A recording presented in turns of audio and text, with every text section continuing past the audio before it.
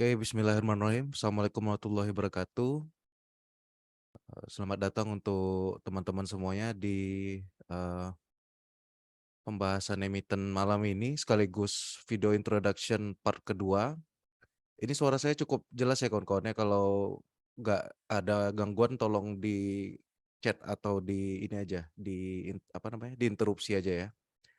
Oke, jadi melanjutkan eh, introduction yang kemarin. Ya, kalau dari minggu lalu mungkin teman-teman yang sudah bergabung sudah tahu ya kira-kira bagaimana cara kita nanti sharing titik beli, titik jual juga ada beberapa emiten yang kita suruh pantau karena dia ada kemungkinan untuk terpantul di support atau dia ada kemungkinan untuk breakout dari resistnya gitu.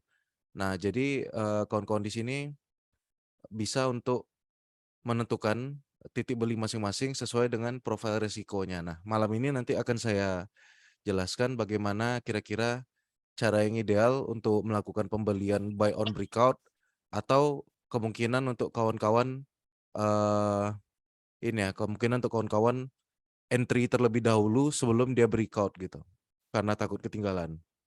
Oke, pertama yang akan saya bahas adalah tentang outlook dari IHSG ya. Kenapa outlook dari IHSG ini perlu saya bahas? Karena eh ada something nih di IHSG yang saya rasa cukup berbahaya kalau kita tidak pahami, bisa-bisa kita lagi-lagi terjebak dalam kepanikan ya. Artinya ada kemungkinan tuh IHSG kembali terkonsolidasi dan biasanya IHSG kalau konsolidasi nih, eh, karena kalau kawan-kawan lihat ya, IHSG itu pada dasarnya sejak tanggal 18 Juli itu setiap hari dia naik. Walaupun dia ada merah 3 kali, jadi dari 18 Juli itu IHSG hijau terus, cuma merah 3 kali. Tetapi sebenarnya IHSG ini hijau terus nih sebenarnya. Kalau dilihat dari candle, hanya ada koreksi-koreksi doji-doji kecil aja. Dan ini didukung oleh dorongan volume ketika IHSG-nya keluar dari MA200. Itu asing masuk terus gitu ya. Nah, kalau kawan-kawan lihat di sini, IHSG ini sedang membentuk yang bisa kita katakan sebagai symmetrical triangle ya, atau segitiga yang simetris. Dia tidak membuat ascending yaitu ke atas, dia tidak membuat descending ke bawah gitu. Sehingga agak sedikit tricky IHSG ini. Dia sudah ada beberapa kali kemarin sempat saya gambarkan ada 1, 2, 3 resist. Nah, yang kebetulan yang akan ditemukannya di minggu depan ini adalah resist yang paling kuat nih. Resist yang paling kuat. Kebetulan juga di atasnya ada Fibo 0,236. Yang bagusnya adalah IHSG diakumulasi oleh asing sehingga terdorong untuk tembus dari Fibo 0,5, lalu juga naik ke atas Fibo 0,382. Sekarang 0,382 itu sudah diuji sebagai support kemarin sekali. Nah, tetapi nanti di area 7.150-an, nah dia ketemu dengan resistance trendline-nya 7.130-an malahan. Oleh karena itu, saya akan menyarankan kawan-kawan untuk sedikit defensif dalam melakukan trading di minggu-minggu yang akan datang gitu. Sampai ada dua hal yang perlu dia konfirmasi. Yang pertama adalah dia bisa parkir di atas 7155 dan kuat untuk uji coba. Jadi dia harus sideways dulu di sini. Kalau dia kuat sideways baru ada kekuatan untuk tembus ke 7355 and beyond gitu ya, NATH.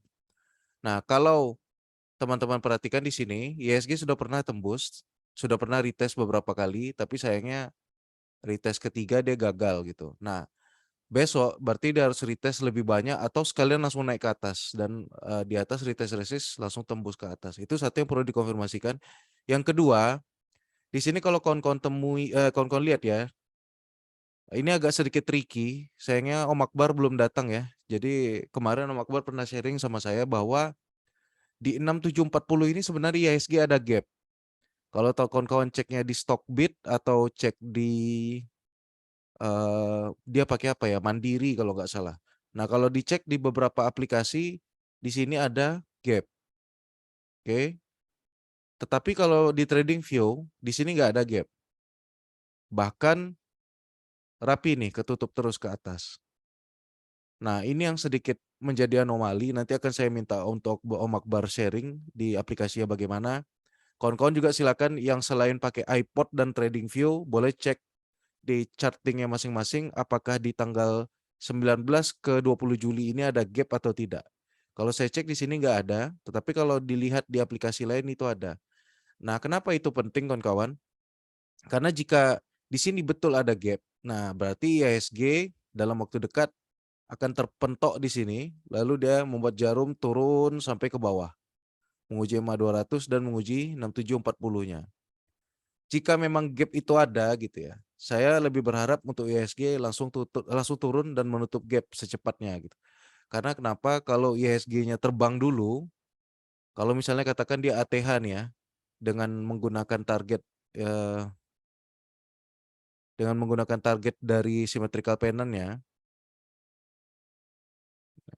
jika dia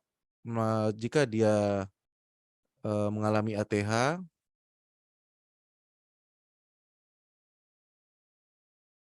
nah itu kan berarti dia punya target di sekitar area 8.100-an.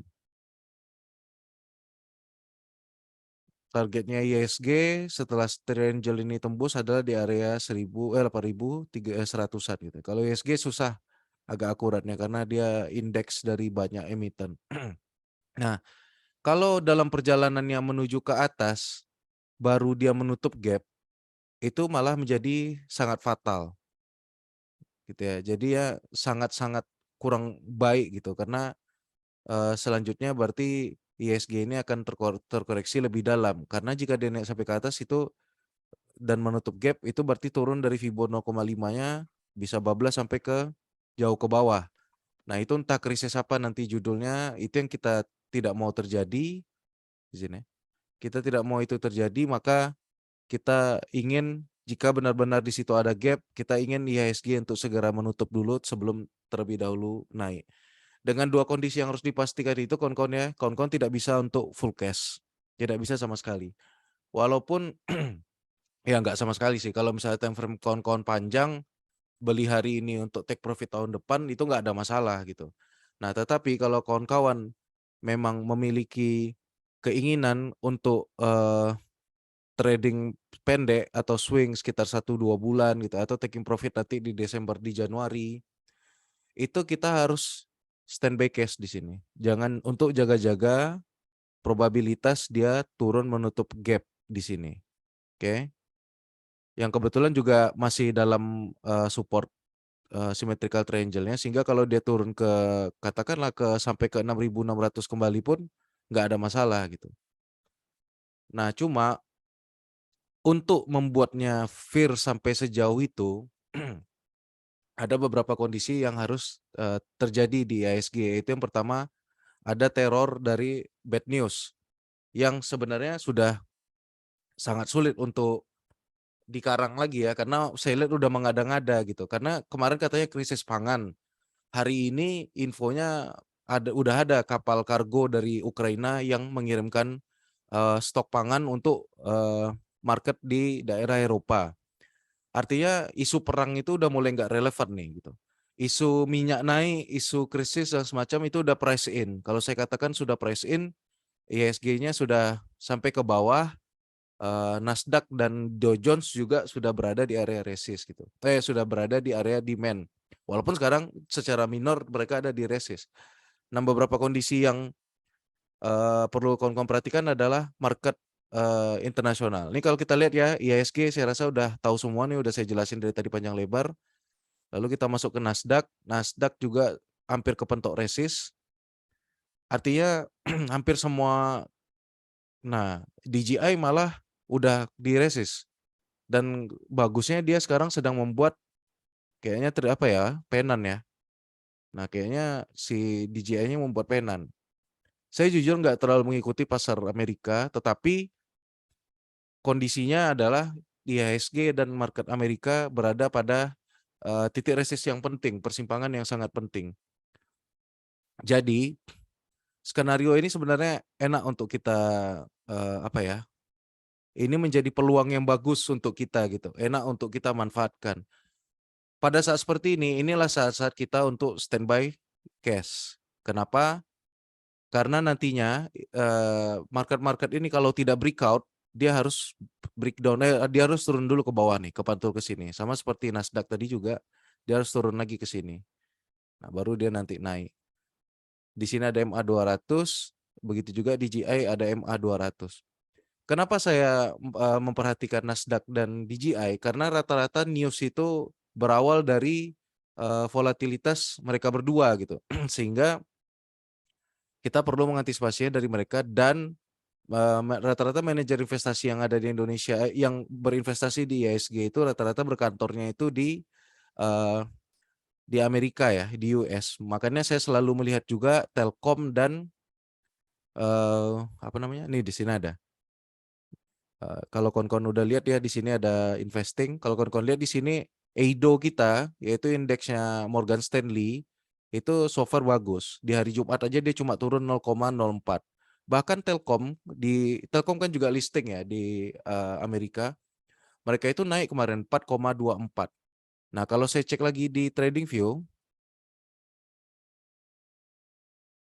kalau kita cek di TradingView, antusiasme terhadap Telkom itu masuk di akal karena kenapa? Karena Telkomnya sendiri memang sudah breakout. Nah, Telkomnya di sini membuat cup, lalu di sini dia breakout, gapnya sudah ditutup. Sekarang dia akan mencoba kembali ke area 4.700 dan 4.840.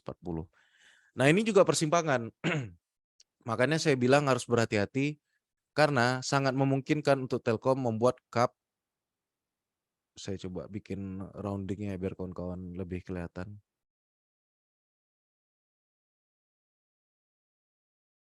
Di sini ada cup.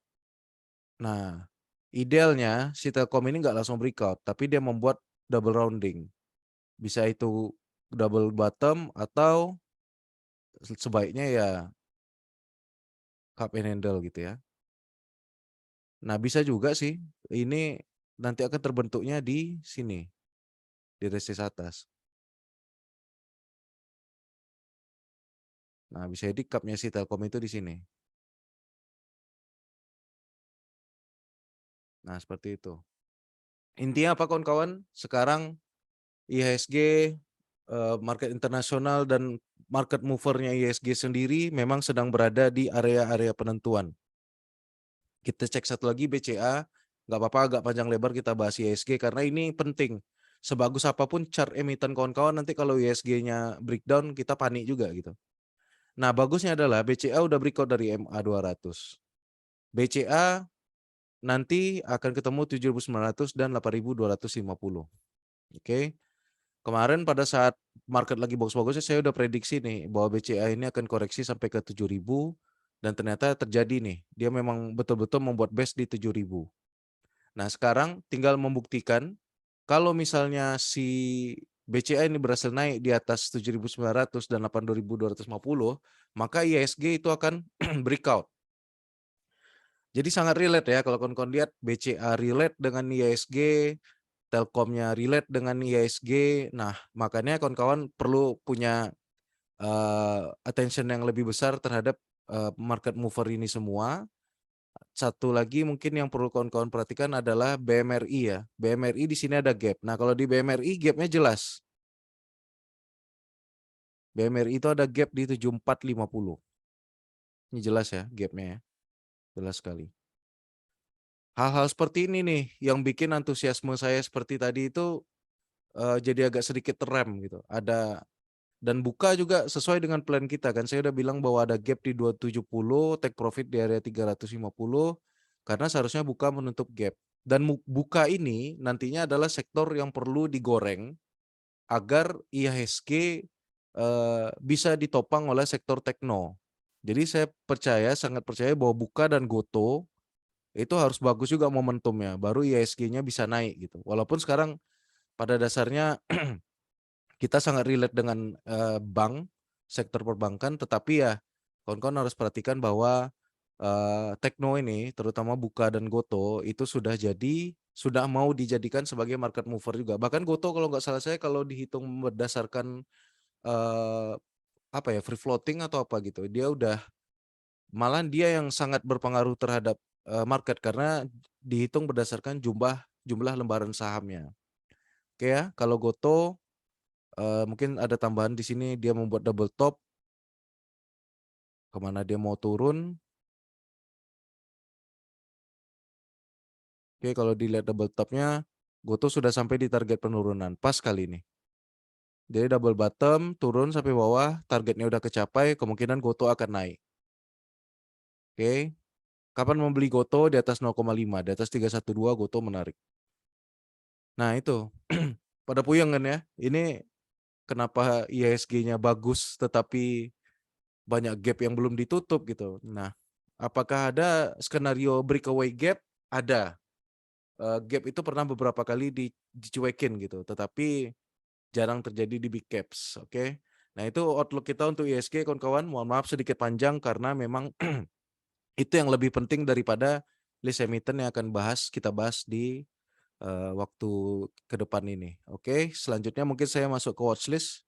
Kalau kawan-kawan ada pertanyaan boleh dipotong aja karena saya belum nggak bisa ngecek nih siapa yang bertanya tentang saham-sahamnya. Jadi kalau ada pertanyaan langsung di-cut aja ya. Yang pertama adalah ISSP.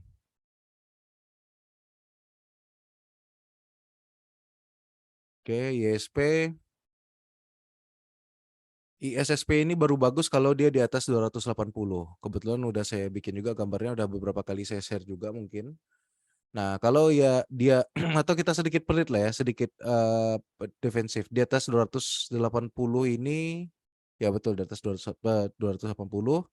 Dan dia kemarin baru dead cross, cuma kebetulan langsung breakout MA20. Jadi ada kemungkinan untuk momentumnya naik ke atas. Kalau dicek ada bullish divergence di sini. Ya boleh lah, kalau ISSP mau dilihat boleh, karena kemarin saya udah pernah sharing juga ISSP ini salah satu industri baja yang fundamentalnya bagus. Kenapa ISSP turun kalau fundamentalnya bagus? Ya karena ini fase dari swing low-nya. Jadi kalau kawan-kawan lihat di sini, ISSP ini udah naik sangat banyak ya, udah naik sangat banyak, belum ada koreksi. Nah inilah koreksinya dari ISSP. Jadi ada kemungkinan untuk ISSP ini kembali naik ke atas. Cuma perlu kawan-kawan perhatikan di sini ada double top lebar. Jadi saran saya sih di ISSP belum trading terlalu lama hold. Silakan ini aja tektokan aja. Kalau misalnya tembus dari 280 mungkin targetnya sampai ke sini aja dulu take profit gitu ya. Kalau ISSP secara teknikal kurang bagus tapi secara fundamental dia oke. Nah, incar aja kalau dia udah di atas 280. Itu untuk ISSP ya.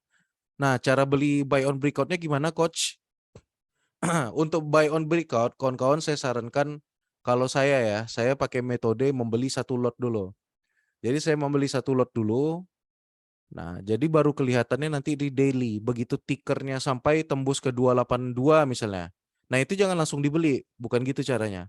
Tunggu dulu tickernya naik ke 286 ini misalnya atau ke sini. Nah, nanti ketika dia koreksi, lalu dia koreksinya misalnya sampai ke 276 lagi.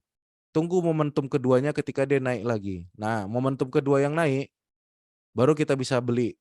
Tapi dengan syarat kita tetap punya cut loss ketat ya di sekitar area 278. Cut loss ketat ini tetapi tetap ngelihat harga closing karena kalau misalnya kawan-kawan pasang cut loss di live trade itu biasanya kena gitu karena biasa support dan resist itu dibikin apalagi seperti ini ya. Kalau misalnya dia koreksi pun sampai 274 ini masih bagus karena dia masih higher low, sorry. Nah, jadi paling bagus memang seperti itu. Atau kalau kawan-kawan mau agresif ya nanti tinggal beli aja di MA20 misalnya atau di MA5. Nah, tinggal disiplin aja kalau saya beli di MA5 berarti saya harus cut loss di beberapa tick di bawahnya gitu. Nah, itu. Jadi reason to buy itu penting karena kawan-kawan bisa menentukan titik cut loss-nya di mana gitu. Kalau momentumnya bagus, saya nggak tahu nih apa yang terjadi di SSP karena saya belum punya barangnya. Untuk waktu dekat apakah ada akumulasi atau ada something yang kawan-kawan tahu yang saya nggak tahu, nah itu di-share aja nanti bisa kita jadikan referensi selanjutnya. Itu yang untuk ISSP ya. Kalau saya pribadi sih masih trading, belum hold kalau ISSP untuk mengincar keuntungan-keuntungan sebentar aja. Tapi ngelihat dari bullish divergence-nya Ada something yang cukup menarik juga. Oke itu ISSP sorry, terus ada Indi. Oh ISSP mungkin Tan Rica yang nanyain ya, karena sepasang sama Indi. Nah Indi kemarin jalan lebih bagus daripada call-call yang lain ketika call-call yang lain terkoreksi. Tetapi ketika dia terkena resist, nah ini saya naikin aja. Nah jadi gitu ya kawan-kawan ya, chart itu fleksibel, kawan-kawan bisa geser sesuai dengan perkembangannya. Kalau kawan-kawan lihat di sini, si Indi itu di minor dia breakout dari flag. Di minor dia breakout dari flag atau falling wedge. Lalu dia naik. Jadi dia naik sampai di sini lalu terkoreksi itu wajar karena kemarin hari Jumat. Tetapi outlook-nya selama dia tidak turun dari MA5 di area 2700 maka Indika masih berpotensi untuk uji kembali ke 3120. Lalu apa ini coach 3290? Nah, 3290 itu adalah resist klasik yang dulunya adalah support kuat Indika di major trend line. Jadi kalau kita lihat Indika ini secara major, saya bikin di candle weekly ya. Nah, Indika ini sedang membuat double bottom besar. Itu dia. Kalau dia tembus dari 4.520 atau tembus dari 5.500, Indika ini larinya bisa sangat jauh. Apakah bisa coach? Nah, ini kenapa saya selalu bilang bahwa Indika bagus untuk diinvestasikan. Sambil di TikTok dia bisa untuk tetap di keep ya sebagai barang investasi. Kenapa? Ingat ya, call sedang ATH. Pendapatannya Indika di tahun ini itu mungkin terbesar kalau kita cek nanti IPS-nya. Nah, kalau misalnya pendapatannya dan harga call termahal pada saat tahun ini, apakah tidak mungkin Indika ini menembus harga ketika di harga ini? Sedangkan call pada saat ini tidak call pada saat kapan ini ya? 2011 ini tidak semahal di 2022. Nah, dengan harga call yang sangat luar biasa, apakah ini tidak mungkin dicapai? Ya bahkan lebih menurut saya. Itu kenapa kawan-kawan dari tahun lalu eh, saya selalu menyarankan kawan-kawan untuk beli Indika ya. Itu di sekitar harga 1000 ini ya, 1280, 1270 bahkan udah pernah saya bahas juga di 900-an. Itu yang terjadi pada Indika. Lalu apa tambahannya mungkin biar Tan Rica punya referensi juga. Kalau kita tahu kan direkturnya Indika ini Pak Arsyad Rashid sekarang masuk ke dalam ekosistem pemerintah untuk melakukan development dari industri baterai. Yang kebetulan di situ ada, kalau Om Sandi ada dia bisa jelasin juga nih. Kebetulan dia sedang nggak bisa trading, jadi dia nggak bisa ikutan hari ini. Indika ini masuk ke dalam satu ekosistem bersama PT Toba, bersama BNBR, bersama Bumi Research, di bawah komandonya Menteri Investasi ya, Kemenkovers Maritim juga apa sih kepanjangan? Kementerian Koordinator Maritim dan Investasi apa sih pokoknya itulah Pak Luhut lah ya. Nah mereka itu jadi satu geng, kebetulan tergabung juga di Kadin. Artinya apa? By prospek Indika ini tidak punya masalah dengan hal-hal yang terkait dengan perizinan, pemerintahan, apa segala macam gitu. Nah itu penting sebagai owner perusahaan kita perlu untuk membaca kemungkinan-kemungkinan dari political konflik atau malah prospek di balik political interest. Apa yang terjadi di Raja hari ini kan analisa yang seperti itu gitu. Karena dia direkturnya kebetulan adalah suami dari Bu Puan Maharani gitu. Nah, sekarang kebetulan Indi ini direkturnya Pak Arsyad Rashid itu adalah komisaris dari Raja Rukun Raharja itu. Nah, artinya dengan pendapatan perusahaan yang performanya sangat bagus, teknikal yang membuat major rounding double bottom, dan prospek-prospek serta hal-hal yang non teknis yang mendukung Indika ini memang sangat seksi. Bahkan lebih seksi daripada Adaro, lebih seksi daripada ITMG di mata saya. Karena sebenarnya ITMG itu volumenya jauh di bawah Indika dan Bumi Research. Tetapi ITMG memiliki batubara di kalori yang besar sehingga harga batubaranya mahal gitu. Tapi kan terbukti ya tahun ini Indika pendapatannya melesat padahal Indika ini sudah jualan beberapa persen sahamnya di tambang-tambang batubaranya untuk pindah dan ekspansi ke dunia listrik lagi, industri kendaraan listrik, baterai, nikel. Jadi dia dari hulu sampai hilir Indika itu punya. Itu dia kenapa, eee, saya juga mungkin ya saya sharing sedikit karena ini internal saya sharing aja. Kayak misalnya saya udah pernah berapa kali bahas juga, harga minyak oke naik, ini segala macam naik, batu bara naik, tapi kan seharusnya Indonesia itu malah untung. Neraca perdagangannya surplus, lalu, eee, pertumbuhan ekonominya meningkat 5% ketika negara lain minus. Tetapi kenapa kok subsidi mau dihapuskan? Karena subsidi dihapuskan itu sebenarnya tidak terkait dengan harga minyak yang naik, karena harga minyak yang naik itu sebenarnya membawa keuntungan bagi kita. Tetapi memang ada upaya untuk menekan shifting, industri mobil listrik lebih cepat gitu. Mobil listrik ini harus cepat jadi sehingga apapun dikaitkan dengan mobil listrik. Ibu kota negara harus punya mobil listrik sehingga Wijaya Karya perusahaan infrastruktur pun punya Gesits yang sering dibahas Om Akbar sama Om Sandi. Seolah-olah semua isu yang ada di Indonesia ini harus ada kaitannya sama mobil listrik, harus ada kaitannya sama baterai, sama Elon Musk gitu. Nah, sebenarnya itu. Jawabannya apa? Ya tadi yang saya bahas, ada satu circle yang sedang investasi secara masif di dunia listrik ini dan baterai listrik itu tadi itu. Nah, jadi kalau industri ini sedang didorong oleh pemerintah dan pelaku-pelaku di dalamnya, apapun akan dijadikan tajuk gitu, entah itu harga minyak yang naik atau apa segala macam yang naik. Ketimbang kita marah-marah nih misuh-misuh ngelihat tagihan listrik naik, harga minyak naik, mending kita ikutan gitu. Karena capek juga. Ya nggak apa-apa marah-marah tapi cuan juga gitu kan. Jadi daripada kita hanya marah-marah, ya udah kita beli aja sahamnya gitu kan. Artinya kita ikut dalam wave profitnya. Ya kalau Tanika lagi. Kalau Tanrica investasi kemarin katakan sempat beli ini di 2.160, beli 100 juta ya.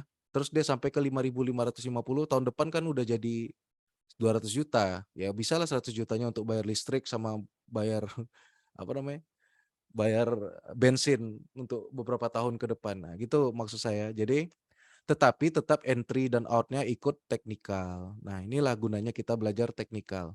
Agar kita nggak beli di 3.200 ini, tidak beli di 3.120, tapi kita belinya di sini gitu. Nanti kita jual di sini, kita beli lagi di sini, begitu terus. Karena secara historis kan seperti itu. Harga saham itu nggak pernah naik lurus. Dia selalu naik turun, naik turun, naik turun. Nah, ini kan swing yang bisa kita manfaatkan. Kebetulan Rica ini katanya udah mulai menemukan passion di scalping dia. Oke, itu Indi, terus selanjutnya PNBS. PNBS ini biasanya Om Iki yang nanya, kayaknya belum ada deh nih.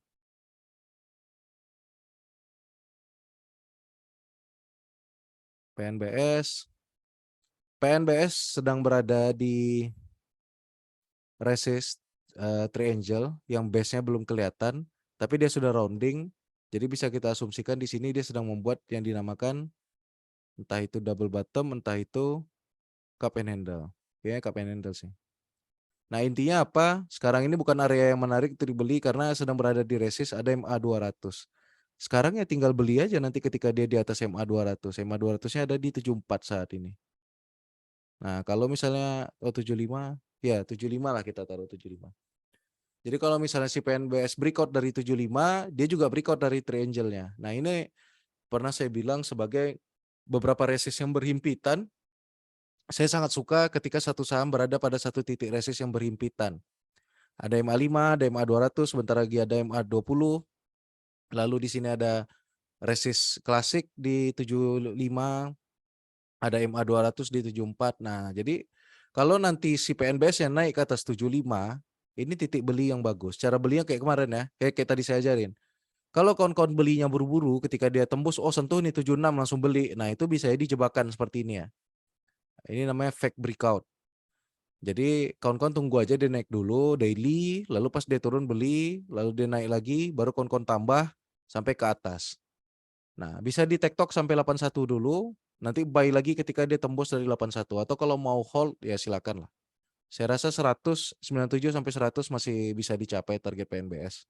Dan grup panin masih bagus ya. Kalau kawan-kawan lihat di sini kenaikannya candlenya sangat besar, volumenya, sementara yang keturunannya sedikit. Jadi PNBS arahnya masih ke atas insya Allah. Silakan aja dibeli, kalau mau mulai cicil ya silakan aja. Saya belum, saya nanti akan beli buy on breakout di area 76. Itu untuk PNBS. Next ada NFCX. NFCX ini biasanya Om Sandi nih. Nah, NFCX sedang berada di area resist. Ini gampang jelasinnya. Jadi NFCX ini membentuk yang dinamakan cup and handle. Di sini ada cup, di sini handle-nya. Secara major dia bikin cup and handle, secara minor dia membuat falling wedge bisa, flag bisa, triangle bisa, apa aja terserah lah namanya. Intinya adalah buy aja ketika NFCX breakout dari 9275. Nih ya, kalau ngelihat plan seperti ini berarti di sini ada resist klasik, kebetulan juga targetnya cup and handle. Lalu kalau kita lihat kalau ternyata saya udah pernah analisa ya. Nih coba saya hapus ya. Di sini ada resist di area 1390. Series 13.900. 12-an ribu aja deh. Nah, kalau target cup-nya kita hitung ke atas, secara kebetulan target cup-nya itu sama dengan target resist klasiknya. Kebetulan ya. Nah, ini yang saya sering bahas kebetulan, bahwa kebetulan itu sebenarnya adalah technical, the power of history repeat itself.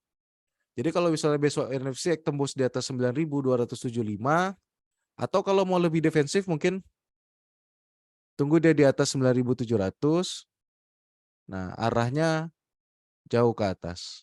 Nah, itu untuk NFCX. Selanjutnya ada DKFT. Yang nanya DKFT mungkin dia ngelihat ada breakout ya.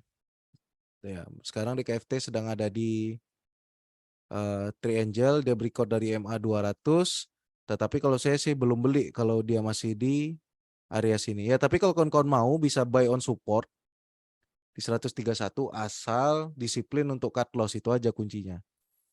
Atau mungkin kawan-kawan mau tunggu kalau dia turun lagi ke 114. Saya sendiri lebih berani bilang secara teknikal sekarang NICL lebih menarik daripada DKFT. DKFT mungkin nanti akan menarik ketika dia sudah breakout lalu retest. Nah, mungkin bisa lah. Cukup menarik DKFT kalau dia bisa breakout. Untuk saat ini dia memang sedang uji resist. Betul kalau kawan-kawan ada yang melihat ini kemungkinan breakout karena dia udah di atas SMA 200, tinggal kita uji retestnya aja, nggak usah buru-buru. Itu untuk DKFT. Lalu selanjutnya ada BIRD.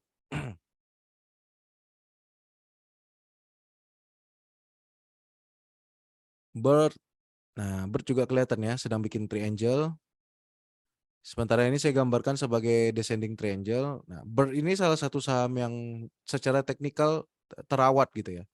Di sini dia bikin rising, ada di sini ada bisa dibilang rising wedge nggak ya? Yang penting di sini ada uptrend line, lalu dia turun, ketika breakout dia naik, lalu setelah naik dia bikin konsolidasi di penan.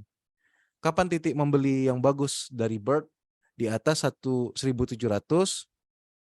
atau kalau mau lebih defensif boleh di atas 1.730, atau nanti di bawah di area 1485 atau ketika dia retest MA 200. Kalau BIRD nggak usah buru-buru, tunggu breakout atau sekalian dia di bottom dari support trend line-nya ini. Konsolidasinya. Harapannya sih dia kuat di atas MA 200 ya, karena newsnya mulai dihantam oleh news tuntutan-tuntutan gitu ya. Padahal tuntutan itu udah berlangsung dari puluhan tahun yang lalu. Tapi dia bahasnya sekarang gitu. Karena ada kepentingan di sahamnya kali ya. Jadi newsnya dimainkan. Itu BIRD ya. Lalu ada Gosco. Gosco masih bagus sih, ingat saya. Mari kita lihat chartnya. Saya sendiri masih punya muatan yang besar di Gosco. Baru beli kemarin ya, udah tektokan. Nah, Gosco ini sekarang berada di uptrend line, tetapi dia kepentok di 170. Kemarin sempat naik, lalu closingnya turun. Tetapi kalau kita lihat ya, kalau dia turun Gosco ini volumenya kecil sekali. Kalau dia naik volumenya gede. Ya sekarang kita tinggal tunggu. Menurut saya masih ada kemungkinan bagi Gosco untuk uji setidaknya ke 193 ini ya. 194. Karena di sini ada trend line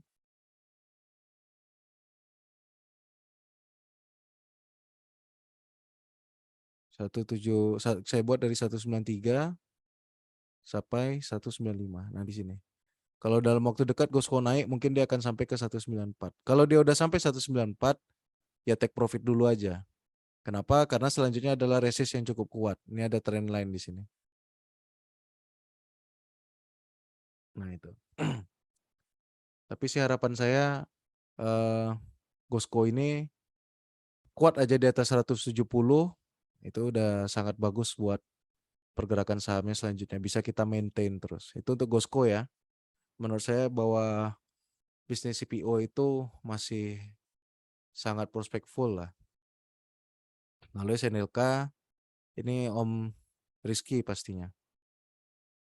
SNLK ini kenapa saya bilang ya jangan melawan momentum. Kalau sahamnya masih turun seperti ini itu nggak usah repot-repot dibeli. Kecuali kalau Om Sandi kalau Om Rizky kemarin kalau nggak salah dia mau tektokan dari ARB ke atas gitu ya. Memang sebenarnya kalau dia beli di ARB ya bisa lah dapat 2-3%. Tapi menurut saya sih akan lebih enak nanti aja entry-nya karena dia baru dead cross. Nah sekarang dia jadi menarik karena kenapa dia terpantul dari support. Supportnya ini dia kepantul lalu membuat doji. Dojinya setelah merah beberapa hari sehingga bisa ada kemungkinan bahwa ini adalah uh, yang kita kenal dengan nama Morning Star atau pembalikan arah. Jadi nantinya ada skenario bahwa si SNLK-nya mau bikin semacam nah gini ya. Ada kemungkinan seperti itu. Tapi ya bisa jadi dia turun lagi lalu baru dia naik ke atas. Dan bukan berarti ya ada doji di sini berarti dia nggak bisa turun, nggak ada jaminan. Makanya saya selalu nyarankan untuk membeli di higher low. Kenapa? Kalau kawan-kawan beli di sini, ini bisa kejebak dia turun ke bawah. Nah, solusinya adalah bisa antri SNLK itu malah di bawah ini. Jaga-jaga kalau dia bikin lower low lagi. Antri di sini, daily kita bisa jual di sini.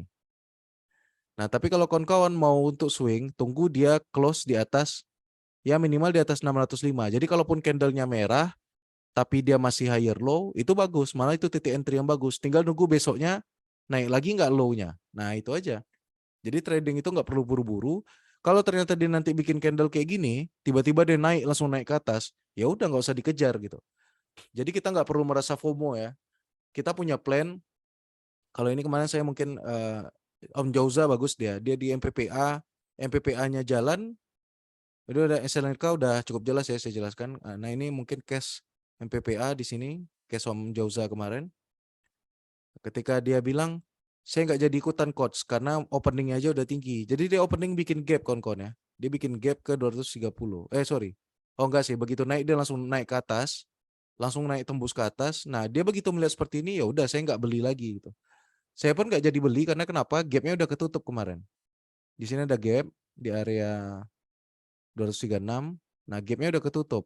Yang dilakukan orang-orang ketika gap sudah tertutup adalah taking profit. Apakah MPPA jadi nggak menarik? Enggak. MPPA ini kemungkinan dia koreksi nanti kalau misalnya kepantul di 218, nah MPPA menarik untuk dibeli. Karena kenapa? Dia baru breakout, lari, lalu retest. Nah, itu sebenarnya titik beli yang paling bagus, paling enak. Breakout, lari, retest. Nah, retest ini akan sideways sedikit, biarkan dia uji kuat di atas MA5. Kalau dia nggak kuat, dia nanti akan ujinya ke sini, ke 206. Intinya kita beli on rebound dan higher low. Nah, jadi kalau MPPA-nya naik lagi baru kita beli. Kalau MPPA-nya naik, kita sementara udah punya trading plan nih. Misalnya Jauza, oh saya udah capek-capek nih coach bikin trading plan-nya, saya nemukan saham ini bagus, saya nggak boleh ketinggalan. Enggak, itu mindset yang salah.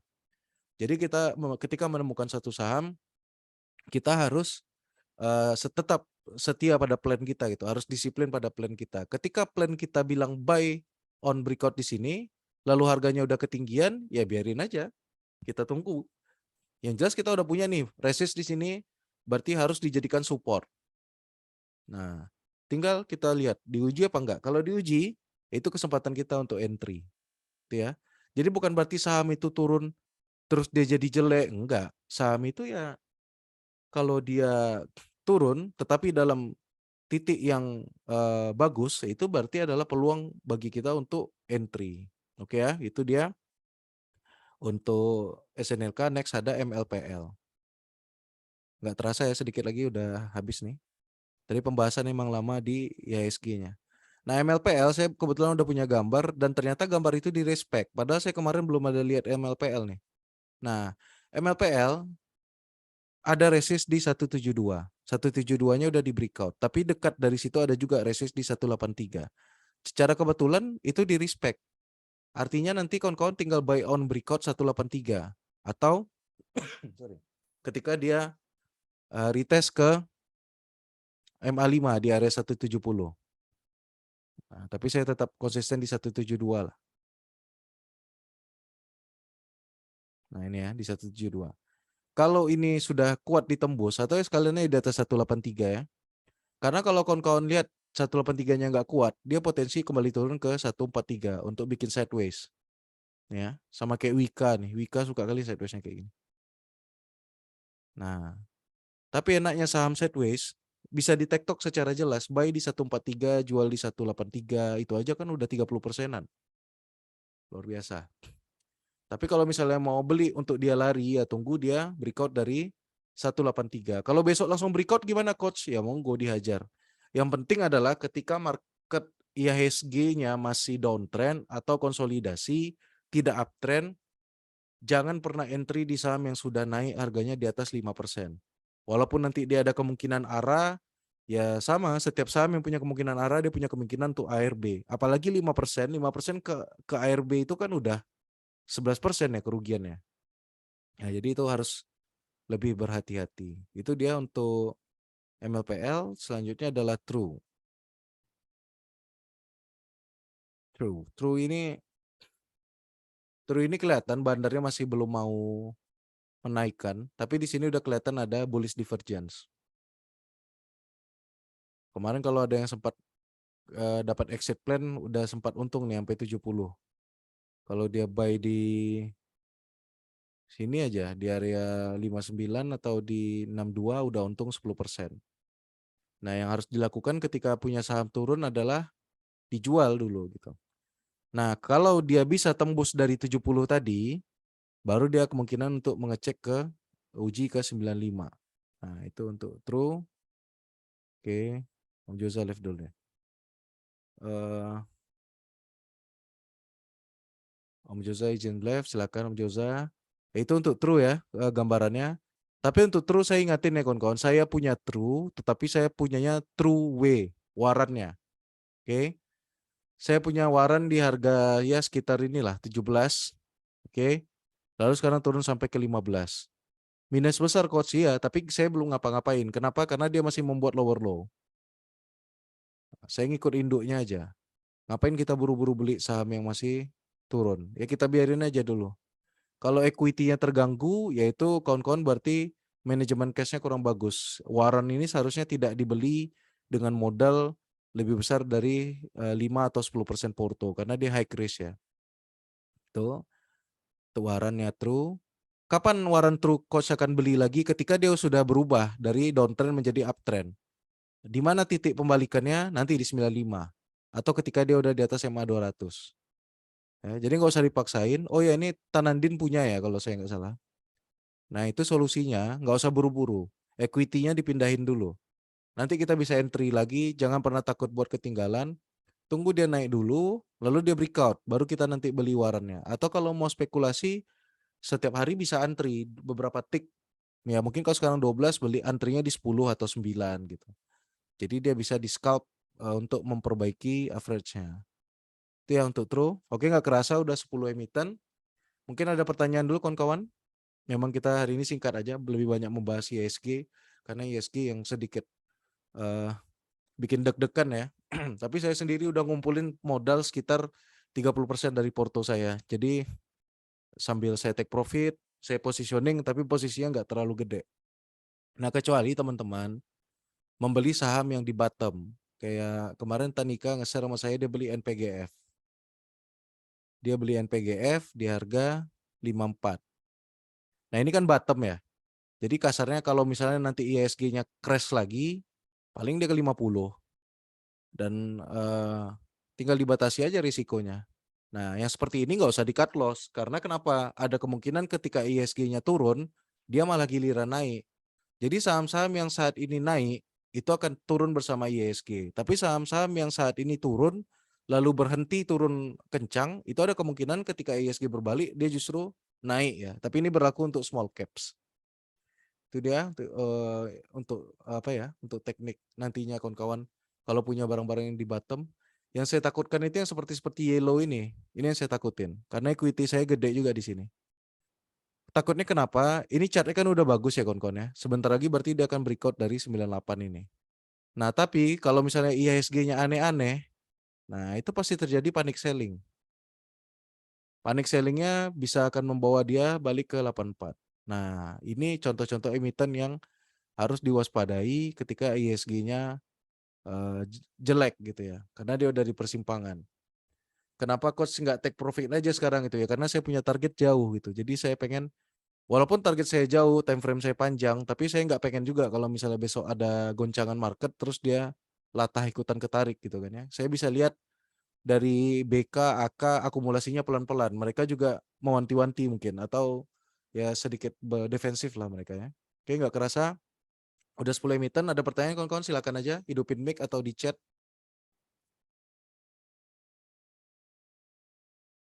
Injer masih ready nih? Coach. Masih ready ya? Oke. Ada pertanyaan kawan-kawan? Om Mehmet, apa udah cukup? Atau ada mungkin porto yang mau dibahas? Om Mehmet, Tan Rica, oh Om Akbar udah datang ya. Darbar tadi kita request itu tuh pembahasan yang gap yang ada di aplikasi non trading view. Kalau ada waktu nanti minta tolong dibahas sedikit di grup gede. Oke, itu mungkin nggak ada pertanyaan kawan-kawan. Saya rasa cukup sampai sekian. Oh ini ada nih chat. Yang mana benar? Itu nanti mau kita bahas. Yang jelas Pak Fir berapa hari ini udah nebar Fir deh ya. Oh mungkin Pak Fir itu memang namanya mirip Fir mungkin ya. Makanya dia lagi nebar fear bahwa ISG itu ada gap dan akan ditutup dalam beberapa waktu ke depan gitu. Bisa cek di Instagramnya beberapa hari ini postingnya soal itu tuh. Nah berarti Pak Fir ngikut chart yang sama-sama Om Akbar deh tuh. Kalau di saya trading view nggak ada gapnya, jadi bikin bingung juga. Itu mungkin Darbar ada yang mau dibahas, Wika-nya udah jelas. Wika di atas. Ya bagusnya tutup gap, tapi asingnya kok akumulasinya gila-gilaan terus kan, itu yang bikin kita agak deg-degan. Ntar kalau kita defensif dia malah terbangin emitennya, tapi ya paling bagus paling benar memang standby modal. Oke mungkin itu dulu ya, nanti kita bisa pindah ke grup. Untuk watchlist yang yang dari saya nanti saya akan sharingnya di Telegram karena supaya jejaknya bisa kita simpan. Itu mungkin kawan-kawannya mohon maaf untuk kekurangannya. Kalau ada yang kurang jelas, mungkin malu bertanya di sini, silakan japri saya. Saya ucapkan terima kasih. Mohon maaf jika ada kesalahan. Wabillahi taufiq wal hidayah. Assalamualaikum warahmatullahi wabarakatuh. Waalaikumsalam. Thank you, Coach. Terima kasih Bang Coach. Sama-sama.